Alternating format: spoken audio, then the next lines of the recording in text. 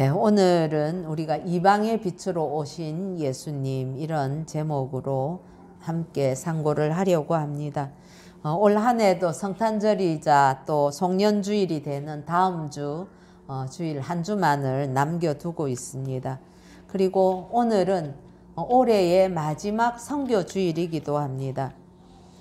우리 교회의 7대 비전을 살펴보면은 우리 교회는 선교 지향적인 그런 분명한 목표를 가지고 있는 교회다 하는 것을 알 수 있지요. 그래서 그 사명을 다하기 위해서 사랑하는 온 성도들이 이 한 해 동안 함께 헌신하신 것을 하나님께서 기억하시고 또 교회와 여러분들에게 합당한 은혜를 베푸실 줄로 믿습니다.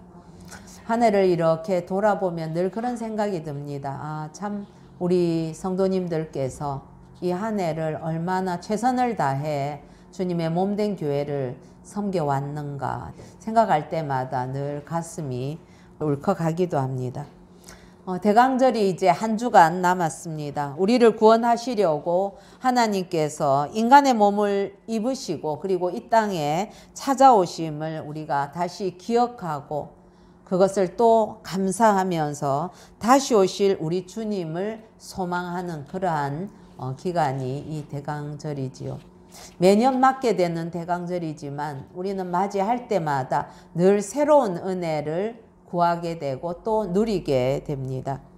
사실 본질적으로 우리 인생들은 그렇습니다. 주님을 우리 안에 모셔드리기에는 정말 턱없이 부족하고 누추한 그런 심령들이지만은 그래도 아기로 오신 그 어린 아기로 오신 우리 구원자 예수님을 맞아들이기에 부끄럽지 않도록 우리 이 남은 한 주간이라도 우리의 마음을 더욱 주님 앞에 두고 우리 자신을 회개하고 사죄의 은총을 감사하면서 그 마음으로 이웃들에게 사랑을 베풀고 돌보는 그런 시간으로 보내기를 권면합니다.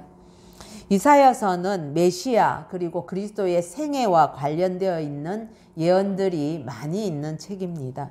그 중에 오늘은 이방의 빛으로 오신 그리스도를 우리가 말씀을 통해서 만나려고 합니다.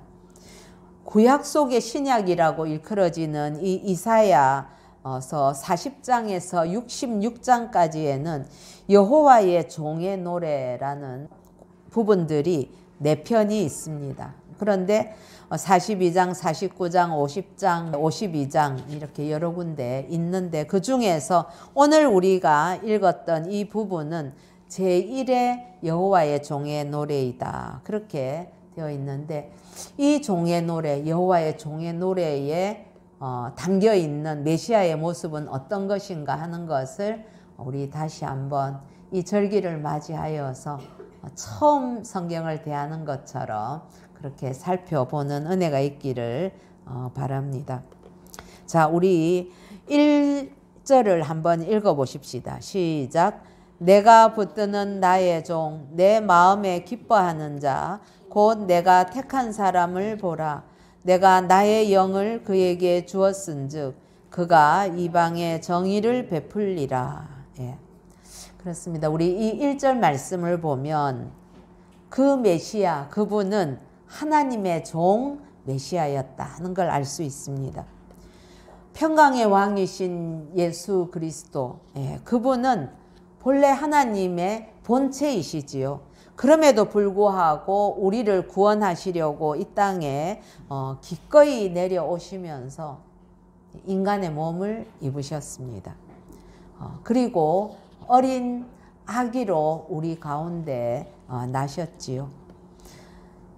그런데 오늘 말씀에 보면 종이라고 이야기하고 있습니다. 그래서 종으로 오셨다. 주인, 군림하는 의미의 어떤 왕, 그런 자가 아니라 종으로 오셨다고 말씀합니다. 그런데 그 종은 자의적인 어떤 종이기 전에 먼저 하나님께서 붙드시는 하나님의 종이다 하는 걸 이야기하고 있죠. 내가 붙드는 나의 종. 지금 하나님의 말씀이지 않습니까? 그러니까 하나님께서 붙드시는 하나님의 종이죠. 뿐만 아니라 하나님께 붙들림을 받은 그러한 아들이라는 것을 알 수 있고, 또 아버지의 마음에 기뻐하심을 입은 아들이라는 것을 알 수 있고, 또 하나님께 택함을 받은 사람으로서의 아들이다 라고 예언하고 있습니다. 하나님이 붙드시는 이 하나님의 종은 아버지의 영, 하나님의 영, 성령을 받은 자로서 하나님께 부여받은 그 사명대로 성령의 능력을 따라서 이스라엘뿐만 아니라 온 이방의 정의를 베풀 자가 바로 메시아이십니다. 즉 하나님의 의 구원의 도가 이 땅에서 이루도록 하실 분, 그분이 하나님의 종으로 오신 메시아이시지요.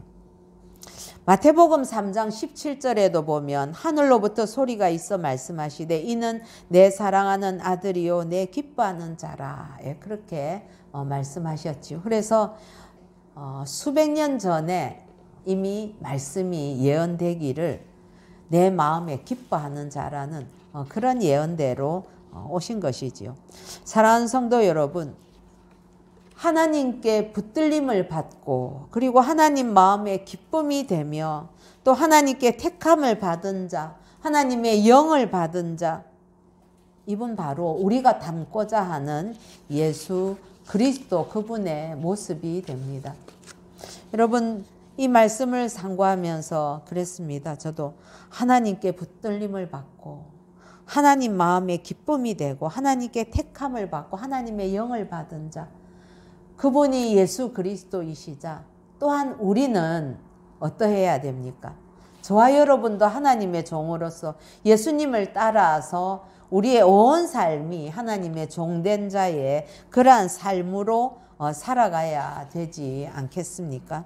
그리스도인은 우리 주님이 가신 그 길을 가고 주님이 하신 일을 행하며 주님의 나라를 함께 꿈꾸며 이루는 자들, 그 자들이 그리스도인들이죠. 그리고 하나님의 종들입니다. 저와 여러분 하나님의 종들이라는 사실을 기억하시기 바랍니다. 참으로 영광스럽지요. 예. 종이라는 이런 단어들을 할 때마다 때로 우리 평신도들은 저거는 뭐 목회자들에게만 붙이는 단어다 이렇게 생각할지 모르지만 그렇지 않습니다. 모든 그리스도인들은 본질적으로 하나님의 종들입니다. 예. 얼마나 영광스러운 직분인지 모릅니다. 예. 두 번째로 우리 2절 같이 한번 읽어보십시다. 시작. 그는 외치지 아니하며 목소리를 높이지 아니하며 그 소리를 거리에 들리게 하지 아니하며. 그렇습니다. 우리 메시아 그분은 겸손의 종 메시아이십니다. 오늘 2절에서 말씀하시는 이 표현들이 우리 주님의 그 겸손함을 나타내고 있지 않습니까? 우리 주님은 만왕의 왕이시지요. 천지의 창조자이시지요. 통치자이십니다. 그리고 그 왕이신 주님이십니다. 그런데 그 하나님이 인간의 몸을 입고 이 죄악 세상에 오셔서는 호령하는 왕으로 군림하지 않으셨습니다. 겸손하게 하나님 아버지의 뜻에 끝까지 순종을 하셨습니다. 결코 우리 주님께서는 분노의 목소리로 하나님의 뜻을 외치지 않으셨습니다.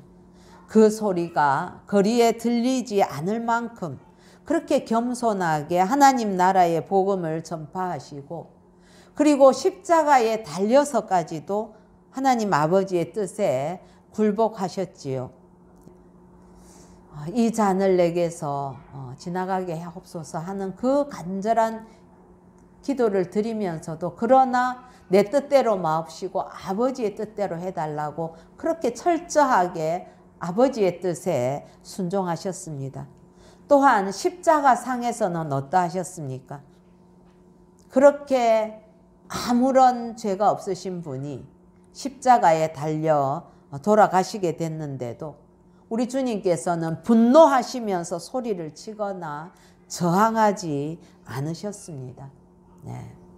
밑에서 그 많은 사람들이 지나가면서 예수님을 향해서 야유를 퍼붓고 수치를 다 드러내게 하셨지만은 그러나 예수님께서는 그 십자가를 박차고 내려와서 대항하지 않으셨습니다.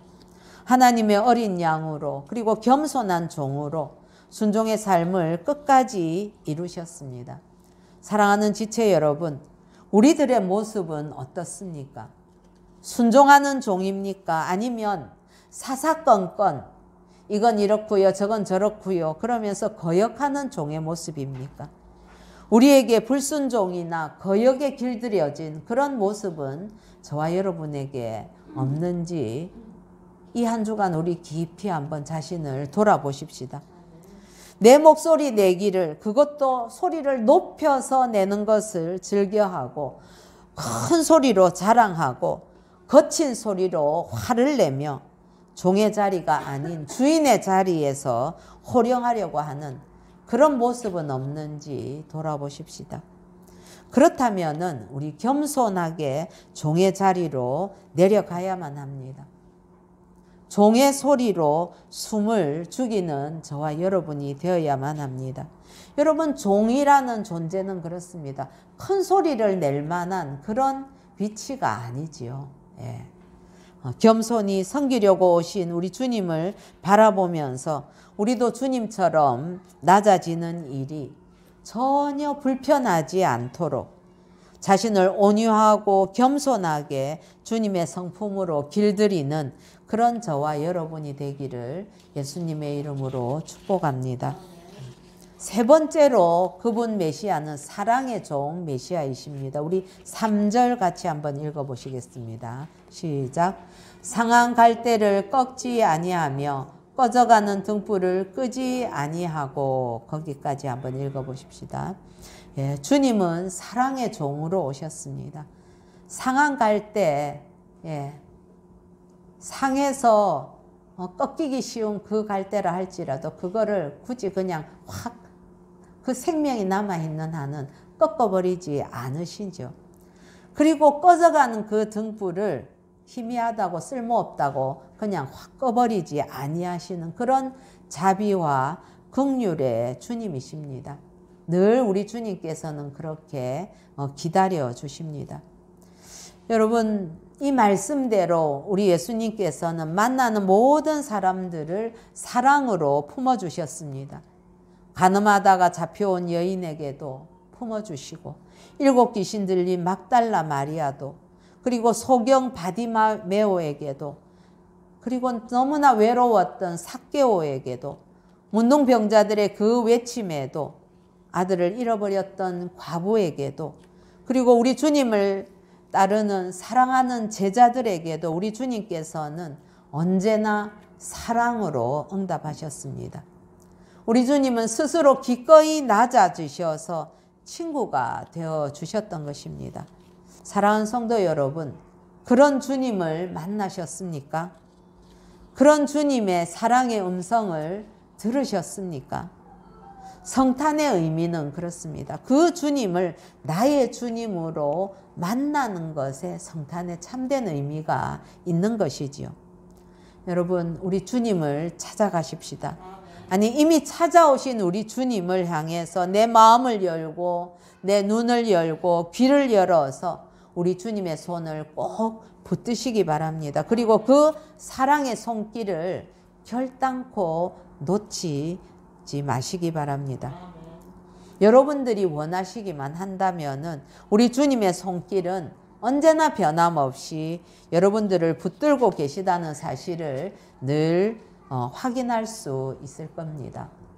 그렇습니다.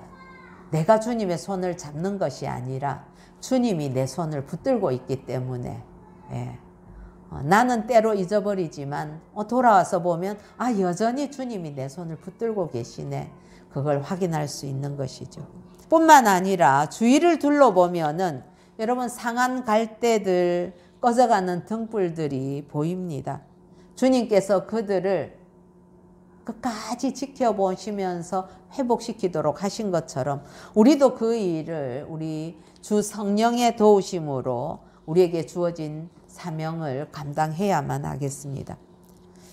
우리 네 번째로 그분은 공의의 종 메시아이십니다. 우리 3절 하반부와 4절을 한번 읽어보십시다. 진실로 시작.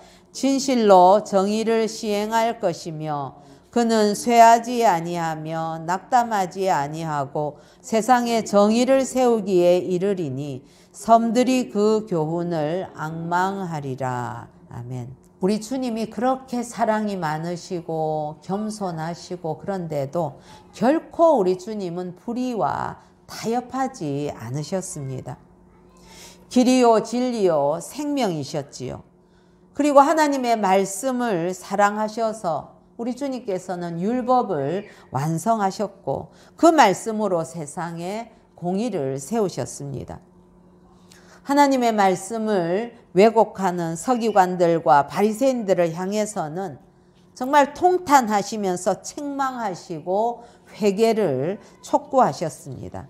그러나 어둠이 가득한 이 세상에서도 우리 주님께서는 정치나 경제적인 어떤 힘으로 정의를 세우려고 하지 않으셨습니다. 상한 갈대와 꺼져가는 등불처럼 우리 주님도 사실은 흠모할 만한 그런 모습이 드러난 그런 모습이 없는 연약한 모습으로 오셨습니다. 그러나 결코 쇠하지도 낙담하지도 않으시면서 꿋꿋이 진리를 세우심으로 하나님의 말씀으로 오셔서 그 말씀을 이루심으로 그리고 십자가에 죽으심으로 승리하시는 역설의 진리로 이 세상을 심판하셨던 것입니다. 참 우리 주님께서 하시는 그 모든 일들은 그야말로 역설의 진리다 하는 것을 늘 고백하지 않을 수가 없습니다. 시편 9편 8절에 보면 공의로 세계를 심판하시며 정직으로 만민에게 판결을 내리시리로다 그렇게 말씀합니다. 그렇습니다, 여러분. 세상 돌아가는 거 보면 하나님이 살아계신가? 우리가 참 그런 질문할 때가 많고 아니 하나님께서 언제까지 저 불의함을 허용하실 것인가? 그렇게 한탄할 때도 많이 있지요. 그러나 우리 주님께서는 결단코 불의와 타협하지 아니하셨고 하나님의 말씀으로 공의를 세우시고 정의를 실현시키신 참된 공의의 왕이다 하는 것을 기억해야만 하겠습니다. 다섯 번째로 그분은 구원의 종 메시아이십니다. 우리 7절 같이 한번 읽어보십시다. 시작. 내가 눈먼 자들의 눈을 밝히며 갇힌 자를 감옥에서 이끌어내며 흑암에 앉은 자를 감방에서 나오게 하리라. 아멘. 그렇습니다. 주님은 구원자이십니다. 해방자이십니다. 우리를 모든 죄의 사슬로부터 자유케 하시려고 오셨습니다. 이 말씀은 육에 속한 것뿐만 아니라 영에 속한 것까지 전부 다 망라하는 그런 말씀이 되는 것이지요. 죄와 죽음과 저주로부터 구원하실 분, 그분이 바로 예수 그리스도이십니다. 그래서 이사야서 35장 5절에 보면 그때에 맹인의 눈이 밝을 것이며 못 듣는 사람의 귀가 열릴 것이며 그렇게 말씀하셨고요. 이사야 49장 9절 전반부에 보면 내가 사로잡혀 있는 자에게 이르기를 나오라 하며 흑암에 있는 자에게 나타나라 하리라. 누가복음 4장 18, 19절에 보면 주의 성령이 내게 임하셨으니 이는 가난한 자에게 복음을 전하게 하시려고 내게 기름을 부으시고 나를 보내사 포로된 자에게 자유를 눈먼 자에게 다시 보게 함을 전파하며 눌린 자를 자유롭게 하고 주의 은혜의 해를 전파하게 하려 하심이라. 그렇게 말씀하고 있습니다.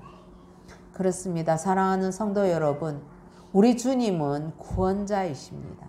그 일을 하려고 궁극적으로 우리를 구원하시려고 이 땅에 오신 분이 우리 주 예수님이시지요. 이 구원의 종, 군림하지 아니하시면서도 구원자, 해방자 되시는 그 주님을 우리가 날마다 묵상하면서 기뻐하고 감사하며 찬송하는 우리의 남은 생애가 되기를 예수님의 이름으로 축복합니다. 이제 6번째 메시아, 그분은 이방의 빛으로 오셨습니다. 오늘 말씀의 제목이기도 하지요. 5절 6절에 해당하는데 먼저 6절 같이 한번 읽어보시겠습니다. 시작. 나 여호와가 의로 너를 불렀은즉 내가 내 손을 잡아 너를 보호하며 너를 세워 백성의 언약과 이방의 빛이 되게 하리니. 그렇습니다. 여러분, 참 이 말씀이야말로 저와 여러분에게 이방에 속해 있었던 우리들에게 복음이 되는 말씀이다. 그렇게 이야기할 수 있지 않겠습니까? 사실 구약 이사야서에 나타나는 그 하나님의 종에 관해서는 유대인들은 그런 해석을 하고 있습니다. 1차적으로는 자신들을 바벨론 포로에서 풀려나게 했던 바사, 즉 페르시아의 고레스 왕으로 해석을 합니다. 그러나 우리 성경은 보면은 나사렛 예수께서 구약에서 예언한 수많은 예언들을 온전하게 성취하신 참 하나님이시자 참 인간이라는 사실을 정말 웅변적으로 그렇게 증거를 하고 있지요. 그래서 이것은 좁게 고레스 왕을 의미하는 것이 아니라 바로 구원자이신 메시아이신 예수 그리스도에 관하여서 하시는 말씀이다 라고 고백하게 됩니다. 누가복음 2장에서 예루살렘에 의롭고 경건하여 이스라엘의 위로를 기다리는 시므온에게 성령이 임하여 아기 예수를 안고 찬송하기를 30절부터 32절에 보면 내 눈이 주의 구원을 보았사오니 이는 만민 앞에 예비하신 것이요 이방을 비추는 빛이요 주의 백성 이스라엘의 영광이니이다 라고 이야기를 했습니다. 뿐만 아니라 세례 요한의 아버지였던 사가랴도 요한이 선지자로서 주의 길을 예비할 것을 예언하면서 우리 주님에 관하여 어둠과 죽음의 그늘에 앉은 자에게 비치고 우리 발을 평강의 길로 인도하시리로다 라고 누가복음 1장 79절에서 찬송을 했습니다. 그렇다면은 여러분, 무엇보다도 이 예수 그리스도를 이방의 빛으로 세우시는 분은 어떤 분이신가, 누구이신가 하는 겁니다. 우리 5절 같이 한번 읽어보십시다. 시작. 하늘을 창조하여 펴시고 땅과 그 소산을 내시며 땅 위의 백성에게 호흡을 주시며 땅에 행하는 자에게 영을 주시는 하나님 여호와께서 이같이 말씀하시되.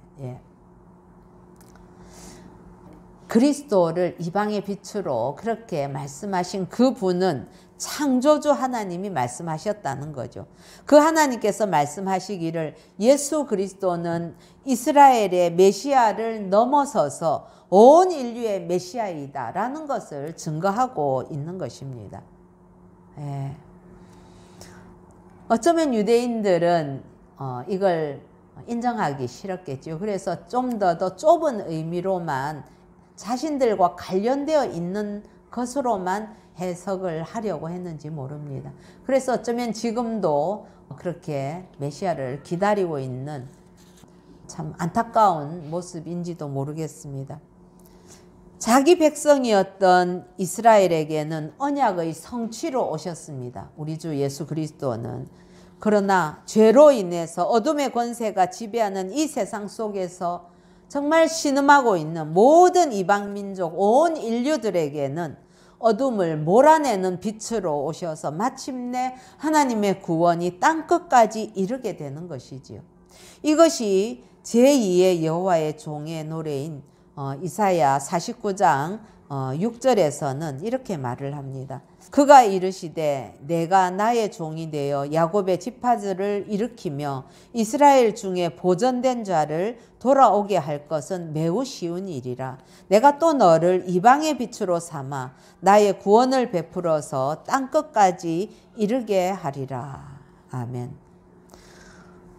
사랑하는 성도 여러분, 영벌에 처해 있던 우리에게 영생의 구원을 주시는 이 하나님의 은혜를 우리가 무엇으로 노래로 할 수 있으며 무엇으로 다 갚을 수가 있겠습니까? 우리의 구원을 위해서 우리는 아무것도 한 일이 없지만은, 그러나 하나님의 종으로 오신 그 예수 그리스도께서 어린 아기로 이 땅에 찾아오셔서 우리의 모든 죄짐을 지고 저주의 십자가를 지심으로 말미암아 구원의 빛이 오늘 우리에게까지, 여기까지 미친 것이 아니겠습니까? 그리고 말씀과 같이 우리에게 비친 그 구원의 빛을 우리가 반사를 받아서 우리로 인하여서 그 빛이 땅끝까지 이르게 하는 것이 저와 여러분, 그리고 우리 새생명교회에 주어진 사명이 아닌지요. 그렇기 때문에 우리가 다시 돌아오는 새해에도, 아니 주님 앞에 서게 되는 그 날까지 우리도 주님의 길을 따르며 구원의 빛을 비추는 그러한 성도, 새생명교회가 되어야만 할 것입니다. 그래서 우리 주님께서는 이렇게 말씀하십니다. 8절과 9절 같이 한번 읽어보십시다. 시작. 나는 여호와이니 이는 내 이름이라. 나는 내 영광을 다른 자에게, 내 찬송을 우상에게 주지 아니하리라. 보라, 전에 예언한 일이 이미 이루어졌느니라. 이제 내가 새 일을 알리노라. 그 일이 시작되기 전에라도 너희에게 이르노라. 아멘. 오늘 생명을 바쳐서 우리를 구원하시려고 그야말로 인카네이션, 도성인신하신 그 예수님의 뒤를 따라서 생명 되신 그 주님을 전하려고 조선 땅을 찾았던 사람들이 있었습니다. 예. 지금은 또한 우리 안에 있는 수많은 선교사님들이 그분들처럼 지구 끝까지 가서 그 주님을 전하고자 하고 있지요. 오늘은 조선 땅을 찾았던 선교사 중에서 루비 캔드릭 선교사님을 잠시 소개하면서 말씀을 마치려고 합니다. 아마도 양화진에 가보면 참 가슴 뜨거운 여러 가지 이렇게 짧은 구절들이 있는데, 그 중에서도 만일 내게 줄 수 있는 1000개의 생명이 있다면 모두 조선을 위해 바치리라. 저는 이 묘비에 가면은 그때마다 참 이 말씀 읽을 때마다 큰 감동이 있더라고요. 근데 이 선교사님은 참 젊은 간호사 여인이었습니다. 이제 조선에 내한한 직후부터 이 캔드릭 선교사는 옛날에는 송도였죠. 개성에서 교사로 헌신을 하였습니다. 그곳에서 캔드릭은 아침 기도회를 인도하고 그리고 영어를 가르쳤고 아픈 아이들을 간호하는 일에 헌신을 했다고 합니다.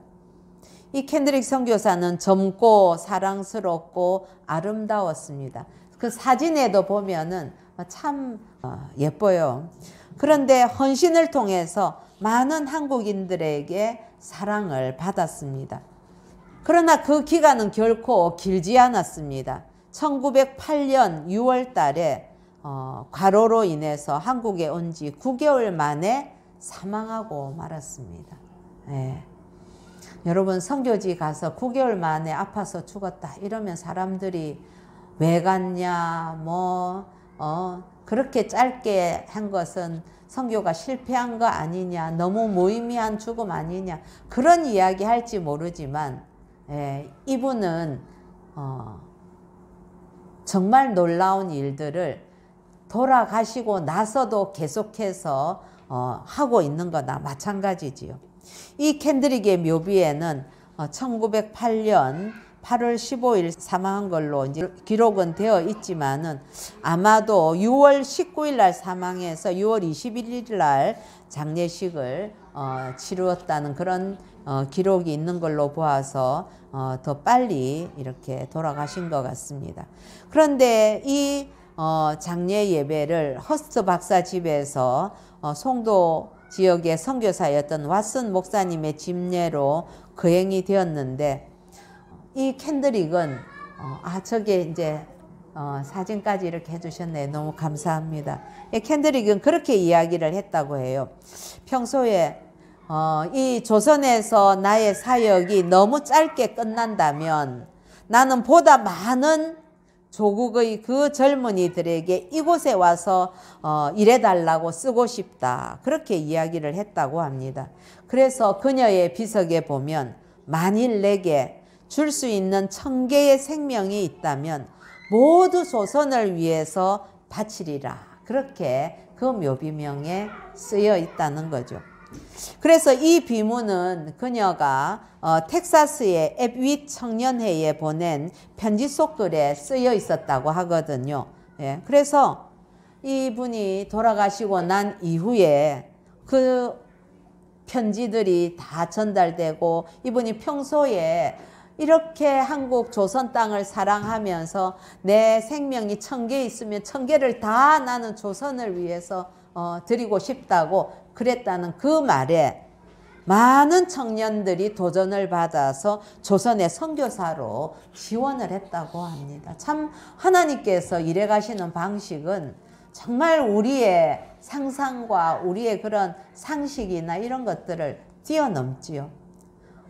이 젊고 아름다운 여인이 와서 불과 9개월 헌신하고 갔었지만 이 조선 땅을 얼마나 깊이 사랑을 했는지 그런 뜨거운 열정을 편지로 보냈었는데 그것이 알려지면서 많은 사람들이 이 조선 땅을 찾게 됐다는 겁니다. 사랑하는 성도 여러분, 지금 선교지 현장에도 가보면 그렇습니다. 갈 때는 한 사람이 가서 그것으로 끝이 날 것 같았는데 또 연결되고 또 연결되고 계속해서 그 자녀들이 가서 또 헌신하고 이런 모습들을 보게 되죠. 우리나라에도 그렇습니다. 홀 집안이라든지 언더드 집안이나 여러 집안들이 보면은 대를 이어서 이 조선을 위해서 헌신한 선교사들의 가문들이 얼마나 많은지 모릅니다. 그것은 오직 그 이방의 빛을 비추는 종으로 오신 예수 그리스도를 증거하려는 그 복음의 열정이 그런 결과를 낳게 되었던 것이죠. 이러한 일은 지금도 세계 곳곳에서 이루어지고 있다는 것 우리가 기억하면서 늘 함께 기도하며 이 한 주간 우리 주님을 가슴에 품고 우리가 기쁨과 감사로 우리 주님을 다시 맞이하는 저와 여러분 되기를 예수님의 이름으로 축복합니다. 예.